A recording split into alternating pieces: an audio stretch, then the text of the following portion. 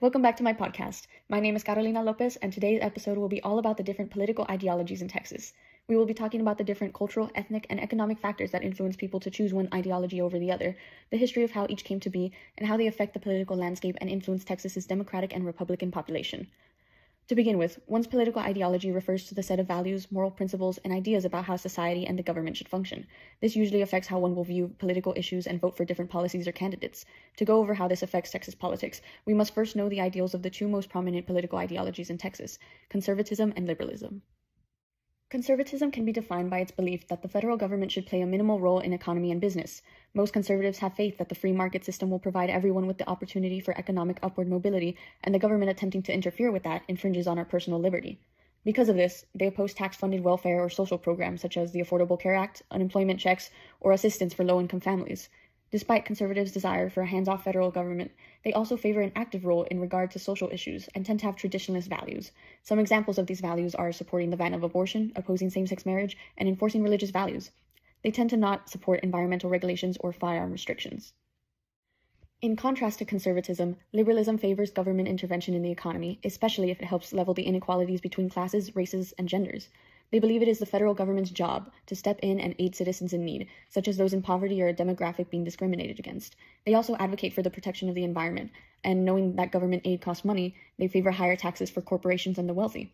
Liberals also tend to favor less government involvement in the personal lives of citizens, such as opposing laws limiting the LGBTQ or religious involvement in secular activities, an example being prayer in school. So how has this influenced the political landscape of Texas? Well, Texas, historically, has been long dominated by traditional and individualistic values. There has been an emphasis on independence, liberty, and individual achievement, which is often argued to be the very core of American ideology. These notions of prioritizing the self fall into line with conservative values because of their advocacy for a weaker national government, aka independence from government interference. This is in part why Texas has been a red state for over 40 years. However, it has not always been that way. The values and ideologies in which political parties are associated with change over time because the issues the parties represent have vastly evolved. To illustrate, from 1872 through 1976, at the end of the Reconstruction era, Texas voted Democrat for the majority of elections, which had much to do with the results of the Civil War and the southern states' attempts to segregate Black Americans. In the early 1900s, Democrats began to split into two groups, conservative, anti-labor union Democrats, and liberal, pro-New Deal Democrats. This planted the seeds for conservative Democrats to later move over to the Republican Party, but the biggest factor contributing to this was the emerging civil rights movement during the 1940s and 50s, which the Democrat Party backed, an exceedingly stark contrast to its previous fight against civil rights. At the same time, minority groups, especially Latinos and Blacks, began to get more involved with politics, shifting the Democrat demographic to those who supported the civil rights, and those who didn't, mainly white conservative Americans, gravitated more towards the Republican Party. This shift was solidified when Texas-born Democratic President Lyndon B. Johnson signed the Civil Rights Act into law in 1964 and the Voting Rights Act in 1965. It is a prime example of how major events and movements can cause realignment, or a major change in voting preference from one party to another. Now that we have the history down, we can go over what exactly the Democratic and Republican Party in Texas stand for. Now, we must keep in mind that political ideologies are not interchangeable with political parties. While holding one political ideology can make you more likely to be a certain party, not every party member will hold the exact same views on fiscal or social issues. In fact, according to a survey conducted by the Pew Research Center, only 34% of Democrats identify as liberal, 40% identify as moderate, and 21% as conservative. That being said, there are many Democratic political goals that align with liberalism values.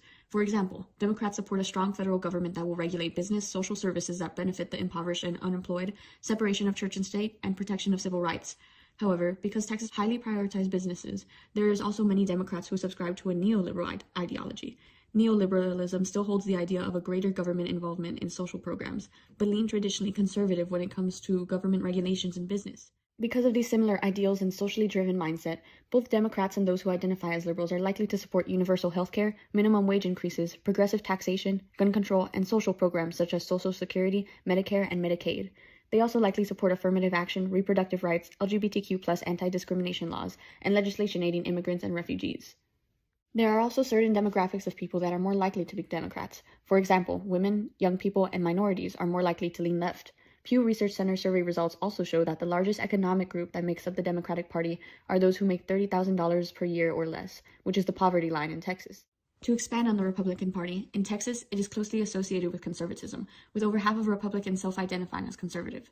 Some ideals they share are traditionalist values, limited government, support of the free markets, Second Amendment rights, and increased border and national security. The traditionalist values mean they likely oppose abortion, LGBTQ+ rights, and have strong religious values. For specific examples, they may both support the recent Senate bill attempting to require schools to display the Ten Commandments, increasing border control, or banning gender-affirming care for minors. People who are more likely to be Republican are typically older, white, or male individuals.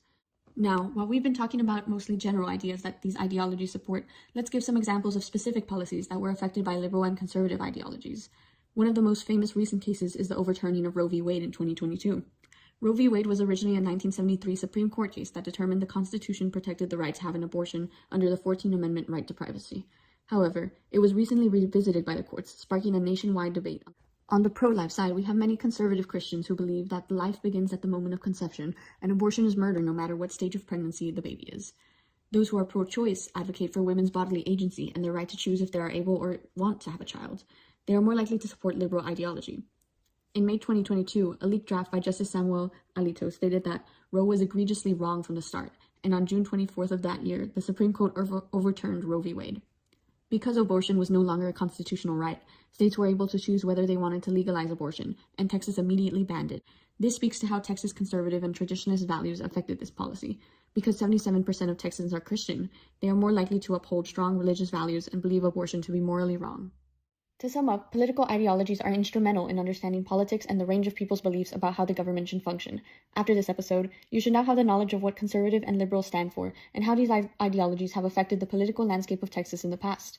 You should also know how the political parties can be closely tied with certain ideologies, but that specific political ideology is unique to the person, and varies even among those in the same party. You should also be able to name real-life examples of how political ideologies have affected the government in the past.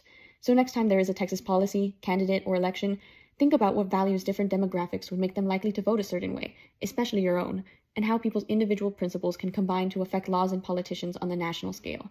Thank you for listening, and enjoy the rest of your day.